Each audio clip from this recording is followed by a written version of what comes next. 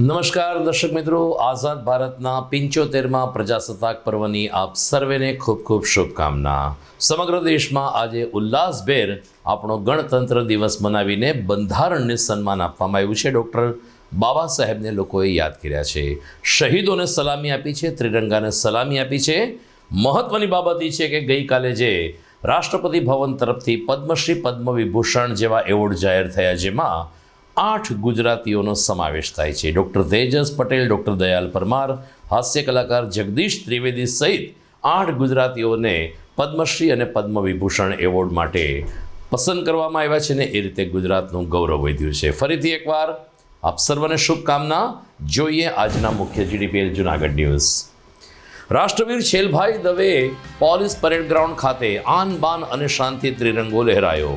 હેલિકોપ્ટરની પુષ્પવૃષ્ટિ વચ્ચે રાજ્યપાલે કર્યું ધ્વજવંદન। 25 પ્લાટૂનના 870 જવાનોએ પરેડ કરીને સશક્ત રાષ્ટ્રની આપી સાબિતી। રાજ્યપાલે તમામ પ્લાટૂનની સલામી ઝીલી પોલીસ દળને આપ્યું સન્માન।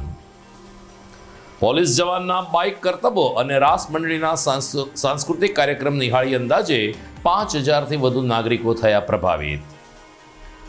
પ્રજાસત્તાક પર્વની પૂર્વ સંધ્યાએ જૂનાગઢ વાસીઓએ માણ્યો સોરઠ ધરા સોહામણી અંતર્ગત સાંસ્કૃતિક કાર્યક્રમ। 250થી વધુ કલાકારોએ ઉજાગર કરી જૂનાગઢની ઐતિહાસિક ગાથા અને રાષ્ટ્રગીતના ગાન સાથે સર્વત્ર રાષ્ટ્રધ્વજને સલામી આપી ગણતંત્ર દિનની કરવામાં આવી ઉજવણી। મુસ્લિમ સમાજે પણ રાષ્ટ્રીય પર્વ ઉત્સાહથી ઉજવી કોમી એખલાસનો આપ્યો સંદેશ। આ તમામ સમાચાર આપણે વિગતવાર જોઈએ તે પહેલાં લઈએ એક બ્રેક।